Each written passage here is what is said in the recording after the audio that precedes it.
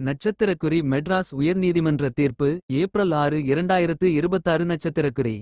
நட்சத்திரக்குறி நீதிபதி பி தனபால். நட்சத்திரக்குறி வழக்கு என்ன? நட்சத்திரக்குறி செஷன்ஸ் நீதிமன்றம் ஜாமீன் வழங்கும்போது விதித்த சில நிபந்தனைகளை எதிர்த்து குற்றஞ்சாட்டப்பட்டவர் தாக்கல் செய்த மனுவை நீதிபதி பகுதியாக அனுமதித்து உத்தரவு பிறப்பித்தார். நட்சத்திரக்குறி சர்ச்சைக்குரிய ஜாமீன் நிபந்தனை. நட்சத்திரக்குறி செஷன்ஸ் நீதிமன்றம் ஜாமீன் கொடுக்கும்போது நட்சத்திரக்குறி பாஸ்போர்ட்டை ஒப்படைக்க வேண்டும், பறிமுதல் செய்வது நட்சத்திரக்குறி என்ற நிபந்தனை விதித்திருந்தது.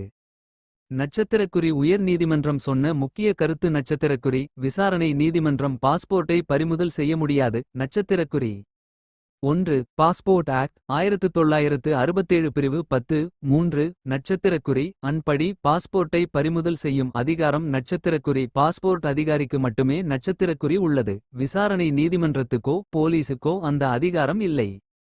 2 ஜாமீன் நிபந்தனையாக பாஸ்போர்ட் ஒப்படைக்க சொல்லலாம், ஆனால் பறிமுதல் செய்ய முடியாது. இரண்டுக்கும் வித்தியாசம் இருக்கு. 3 குற்றஞ்சாட்டப்பட்டவர் வெளிநாடு தப்பிப்பார் என்ற அச்சம் இருந்தால் பாஸ்போர்ட்டை நீதிமன்றத்தில் ஒப்படைக்க உத்தரவிடலாம், ஆனால் பாஸ்போர்ட்டையே கம்பவுண்ட் பண்ணுவது பாஸ்போர்ட் அதிகாரியின் வேலை.